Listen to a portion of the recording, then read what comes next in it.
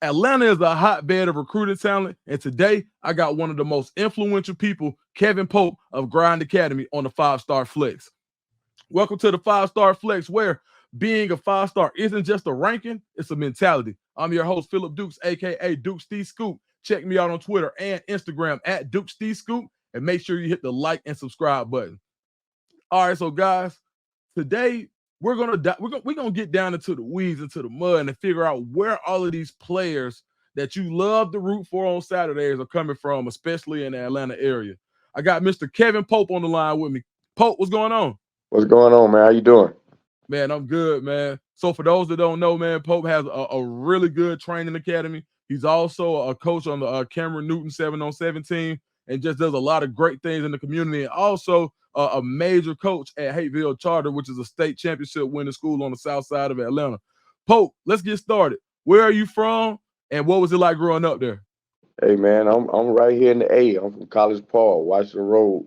I grew up there, man. I started in Summer Hill as a young kid, and then I moved to the College Park area, and I've been here all my life, man. And my father was a director of Parks and Rec at Sandtown Gym. So I just grew up in the parks, grew up in rec, grew up around watching him, raise children, develop them. So I just kind of took it to the next level. What was your football career like on the south side?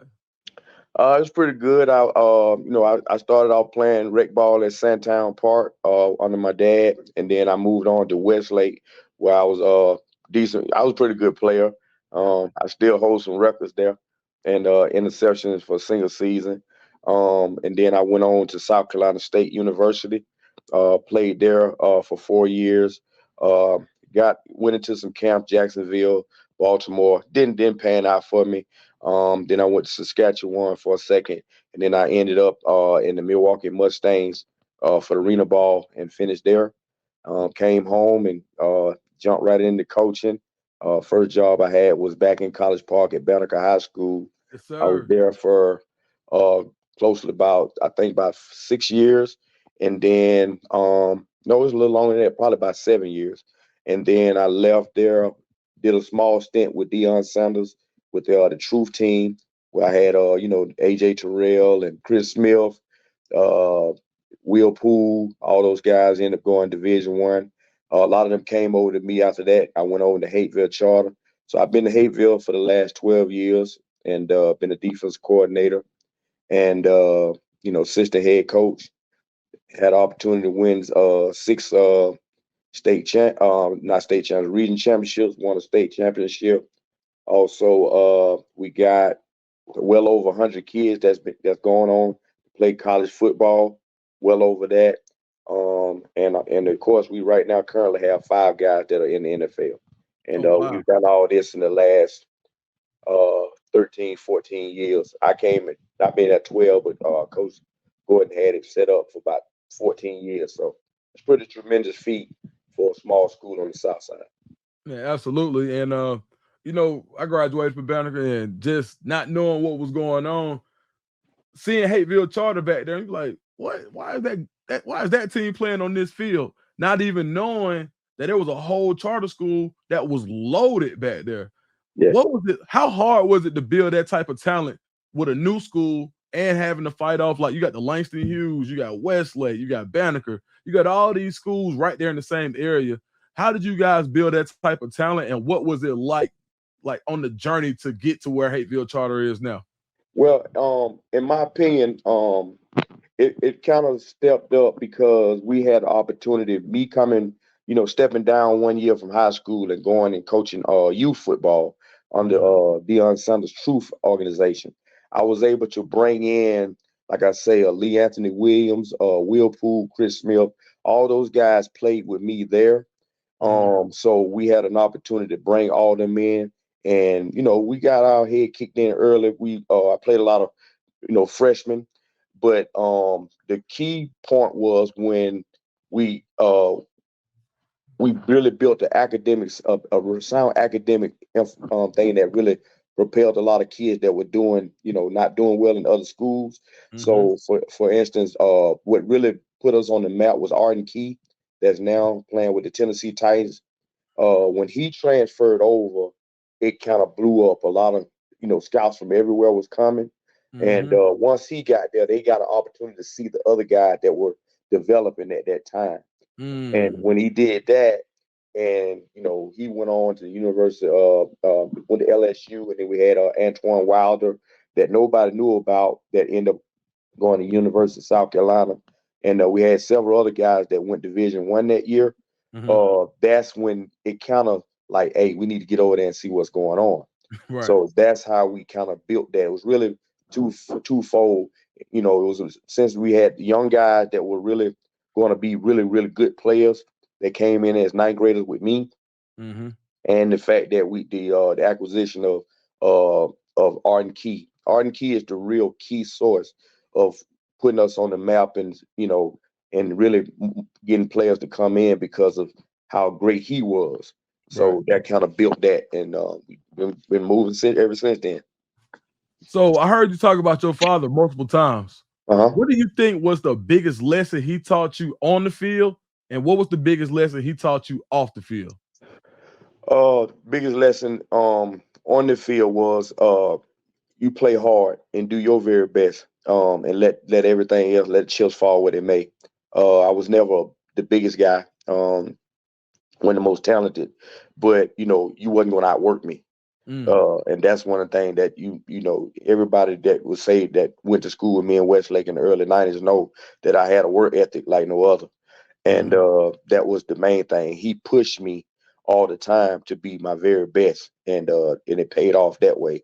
Off the field, it took me a while to catch on with that. You know how it goes sometimes with us You're right. being hard headed, but try to do the right things, Mhm.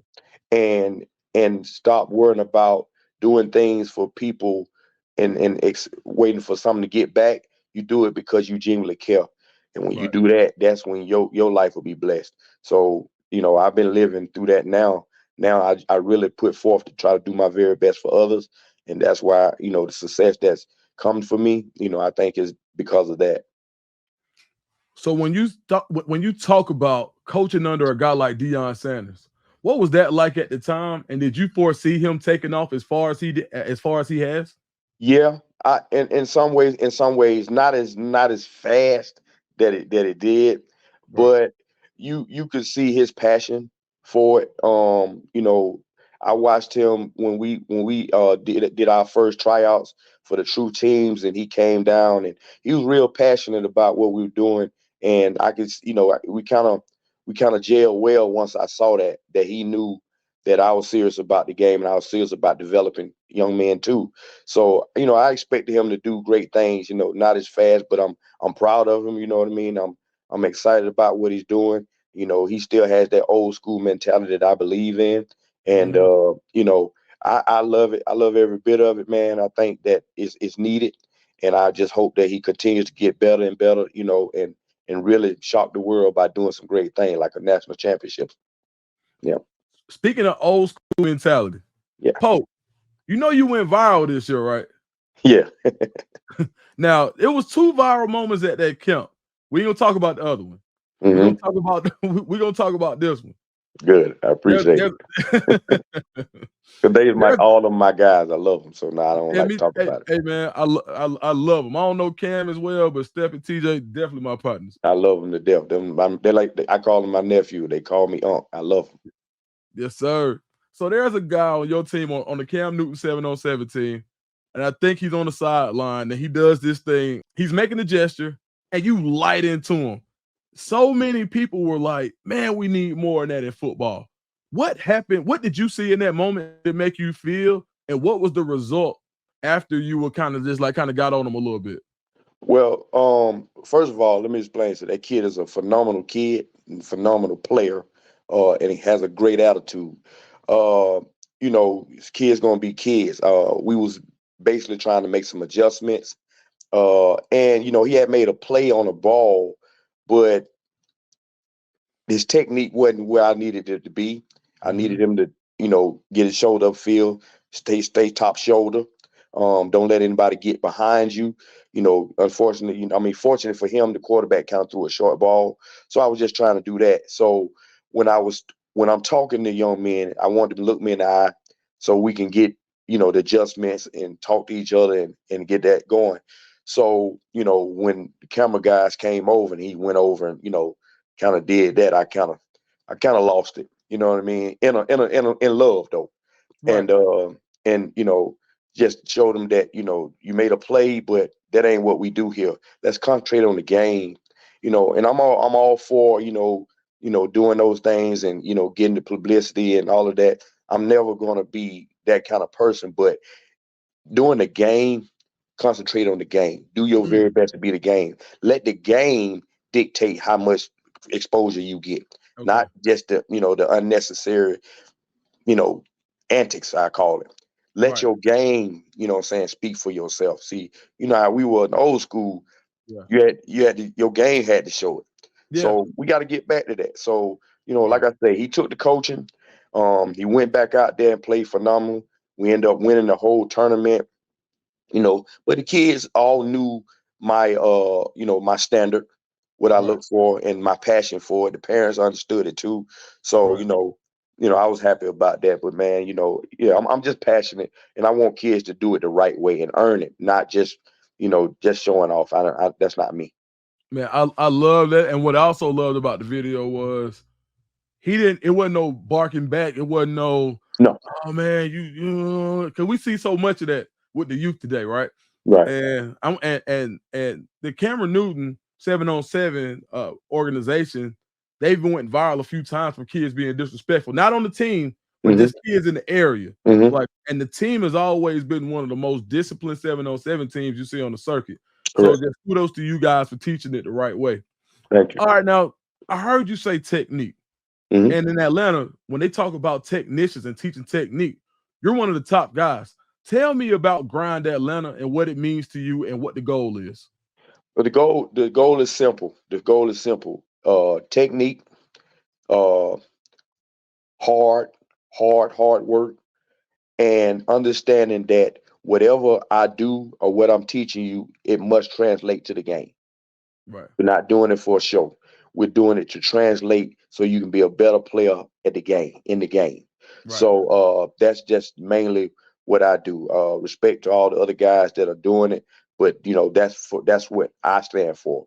I really truly try to develop them to be technicians, understand the game, understand why you're doing certain techniques, why you doing it, and down and distance, all of these type of things.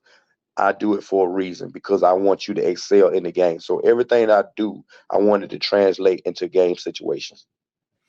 If you had to name, in no particular order, 5 guys that you've coached or trained that you think that people will recognize and say, man, he's a Pope guy. Give me 5 guys for the people that are watching so they can familiarize themselves with the type of work you do. Uh, Chris Smith, with the Las Vegas Raiders right now. We started off when he was really young.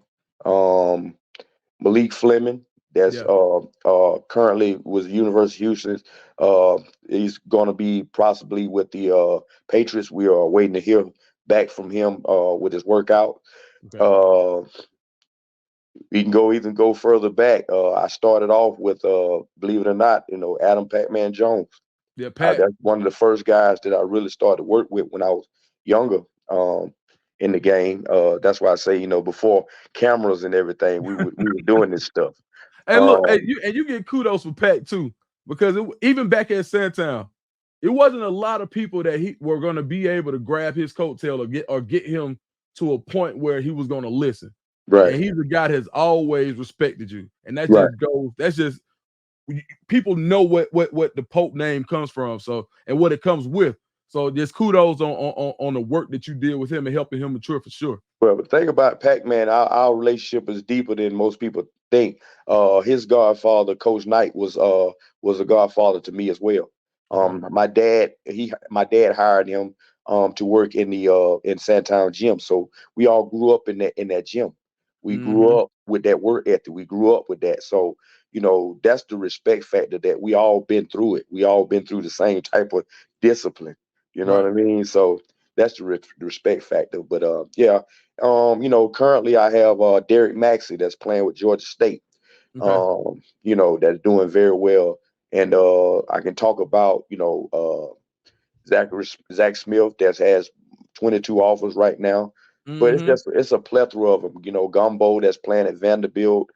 It's a lot of kids, but I mean, it's a lot of them. I've been Right. doing it so long, Right. so like I say, And that's not even counting like the guys that you done impacted, like AJ Terrell or yeah, yeah, like a kids from the Cam Newton Foundation. correct. Didn't y'all had George Pickens at one point, didn't you? At George Pickens, Travis Hunter. Travis And Hunter. I think, and me personally, I think they go 1 and 2. I think Travis Hunter is one up on George because George only played one side of the ball. Right. But those were the two in my mind. We have the discussion all the time. Those are one of the two most dynamic 7-on-7 players I've ever seen in my life. Clearly, yeah, This year, Luke Nickel, the Miami commit from Milton, came to play with you guys. correct. Talk to me about how good he is and what Miami's getting. Well, you getting a smart, heady player, great arm. He's a very coachable, and the other thing is that he can command an offense. Mm, He's respected. That's what I love about him. Luke played with me on the 15U, okay. and he has an uncanny knack to get people to jail and play for him. So he's Mm, a coach on the field. So I mean I love Nick. I love Luke so much, man. He's a great player. They're gonna get a great kid on and off the field, but he's a leader. He's a okay. true leader. You know what I mean? And I think that was one of the major factors of them winning that state championship when nobody thought they was gonna do it. Man, Because of the type of leadership that kid displayed throughout that whole conference, this playoffs was just unreal, man. So I kudos to Luke, man. That's my guy. all right. So speaking on colleges, we just went to Miami. You see a lot of them. hmm What schools do you think are really doing a good job recruiting right now in the Atlanta area? Uh, right now, I love what currently right now I love what Auburn is doing. Okay. With we had several guys come by from Auburn. They're really picking up the steam. I love Alfred Davis, a former College Park kid, went to Yeah. Banneker Yes, sir. from Missouri. He do a tremendous job in the Atlanta area. Mhm. Tremendous job. Um, also, I'm really intrigued with now leaving Westlake, Rico Zachary. He's been pushing hard back in here. And Right. I'm really intrigued with what he's doing as well. So those are the guys that kind of stick out right now. Right. As far as the Atlanta area that I really respect, and and of course T. Will, that's at Arkansas, outstanding. You know what Right. I'm saying? So those guys are tremendous. What do you think the biggest fact? So we know NIL is a big deal right now with the top recruits. Right. Outside of NIL, what do you think the biggest factor for Atlanta kids is when choosing a college? Atlanta kids, they want to play. They want to So play. our kids want to play. And our kids come with a swagger that they feel like wherever they go, they need to be playing. Right. So I think with NILs and everything going on, you still have to be cognizant of, you know, I need to get somewhere that I get an opportunity to get on the field. Right. Uh, you know, I personally, talk to a lot of the guys that I deal with, that I train. And I'm all for the NILs. I'm really am. I'm all for trying to get as much money you can get. But Right. there's a factor in there that you have to do. If you don't succeed and you don't come prepared and you're not ready, then it means nothing. That money's gone. They'll Right. run you out of there, Right. because now it's really a business. If you don't perform, they'll ask you to they'll make you go to the portal. Yeah. So, the fact of it is now they have to really come with the realness. So my thing is come in there humble and hungry, ready to work and earn everything that you get. earn it. Don't come in there. I see a lot of kids coming there. Man, I want 300,000. What I did in high school, man, that's a whole different animal. When you come in there, you played against 16, 17, 18 year olds. But there's a guy been sitting over here 4 or 5 years, a grown man, and he ain't gonna take too lightly if you come in here ask for 300,000 and Man, taking a job. So you man, got to come prepared. man, Pope, I love that. Man, thank you for the interview, Pope. Where can everybody find you on social media? You can find me on social media on Instagram and Twitter as Grind Atlanta, Grind Atlanta DB Academy. You just check me out there, DM me, check out what I'm doing, man. Like I say, I'm here for the community. I love my South Side. I grew up Yeah. here. This is what I'm about. So, anybody from the South Side that really needs some development, want help, man, in any capacity, helping you get in school, send me your videos, whatever, your highlights. Let's get it done. I just want to bless the people of the South Side, man. Hey, man. Hey, I think when I talk about the South Side, this be the last thing. I think when I talk about the South Side on these shows and stuff, people be like, "Why is Dukes always talking?" What do you think is in us that make us feel like the South Side is? I don't know, man. It's so. What do you think is so special that give us that sense of pride?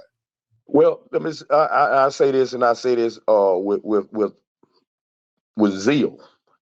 South Side has the best talent ever, and it's had it. Ooh. It's had it for years. And like I say, I'm older than a lot of you guys, Right, but we've had some of the greatest players that has impacted what I'm saying, the sports world right, that come from the South Side. right, So we can go as far as back. You're talking about the Pac-Mans, but people don't remember Sharif Abdul Rahim and guys like that. Man, yeah, we've had some really, really talented guys that come through here and done some major, major things in the sports world. So the South Side is tight. right, Everybody knows each other, and right, it's competitive. yeah, Banneker didn't like Westlake, but we love Banneker. We love Westlake. right, Everybody didn't like Tri-Cities.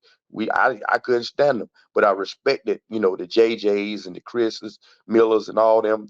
I respected those guys. You know right. what I mean? Whether we played, but the parts, just growing up here, it was so competitive, man. And people respected one another. So that's why the South Side is so tight, man. Man. Hey man, well, I might be finna head to the net, man. Hey, but you got me motivated, man. I Hey, finna boy, go. ain't nothing like old Nat L, boy. Hey, Pope, man, I appreciate it, man. Man, I appreciate you. Thanks for having me, man. I really appreciate that.